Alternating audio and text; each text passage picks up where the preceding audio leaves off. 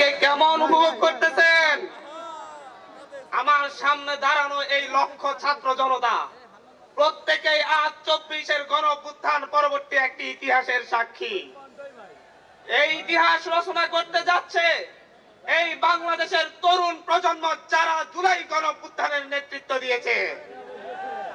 আমাদের সামনে উপস্থিত আছে আমাদের 24-এর গণঅভ্যুত্থানের অগ্রনায়কেরা, যারা জীবন বাজি রেখে লড়াই করেছে, যারা বারবার গুমের শিকার হয়েছে কিন্তু শেখ হাসিনার পদত্যাগের প্রশ্নে আপোষ করে নাই।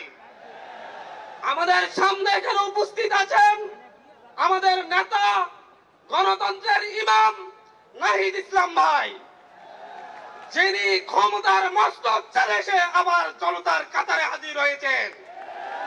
এই জনতা আজকে ভালোবাসা দিয়ে, সম্মান দিয়ে এই আজকে মানিক মিয়া এভিনিউতে উপস্থিত হয়ে আবারও নাহিদ ইসলামের নেতৃত্বকে গ্রহণ করে নিয়েছে। বাংলাদেশে 1971 সালের পর থেকে বাংলাদেশে ঐতিহাসিক ভাবে আমরা বারবার প্রতারিত হয়েছি। আমরা ব্রিটিশদের থেকে মুক্তি লাভের পর 1947 সাল থেকে 1971 সাল পর্যন্ত 24টি বছর পাকিস্তানি শাসকদের শোষণে, নির্যাতনের শিকার হয়েছি। আমাদের শহীদেরা, আমাদের 71-এর বীর সেনানীরা জীবন দিয়ে লড়াই করেছিল।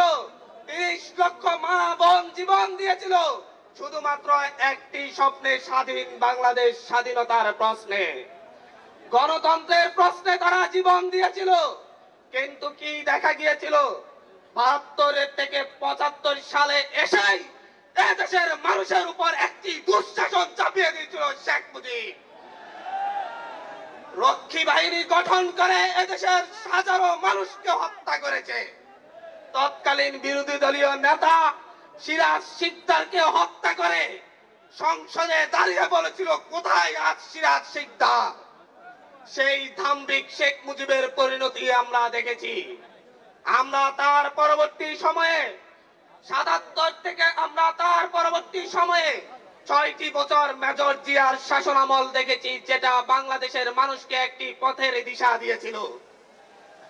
কিন্তু তার পরবর্তী থেকে আবারও বাংলাদেশ পথ হারিয়েছে। স্বৈর শাসন, একদলীয় শাসন এবং প্রতিটি ইলেকশনের আগেই রক্তক্ষয়ী সংঘর্ষ এদেশের মানুষকে আবার জিম্মি করে তুলেছিল। বারবার 1990-এর গণঅভ্যুত্থানের পরে গণতন্ত্রের প্রশ্নে যে মীমাংসা হয়েছিল, সেই মীমাংসাকে উপেক্ষা করে প্রতিটি জাতীয় সংসদ নির্বাচনের আগে এদেশের মানুষ এক দল আরেক দলের মুখোমুখি দাঁড়িয়ে সংঘাতে লিপ্ত হতে বাধ্য হয়েছিল। 2007-8 সালের সেনা শাসনের পরে শেখ হাসিনা ভারতের সাথে এবং তৎকালীন মঈনুদ্দিন আহমেদের সাথে চুক্তি করে একটি পাতানো নির্বাচনের মধ্য দিয়ে বাংলাদেশে ফ্যাসিবাদী শাসন ব্যবস্থার ভিত্তিপ্রস্তর নির্মাণ করে।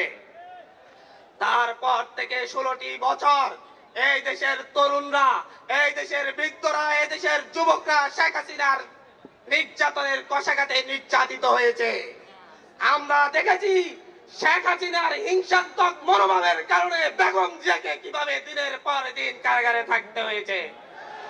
আমরা দেখেছি কিভাবে এদেশের বিরোধী দলীয় নেতা কর্মীদেরকে গুম খুন করা হয়েছে। আমরা দেখেছি শুধুমাত্র বিরোধী মত পোষণের কারণে এদেশের মানুষের উপর কি এমন নির্যাতন চলে আসছে।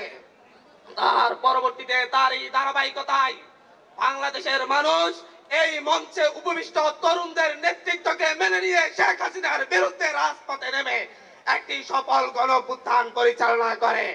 তার মধ্য দিয়ে শেখ হাসিনা সহ তার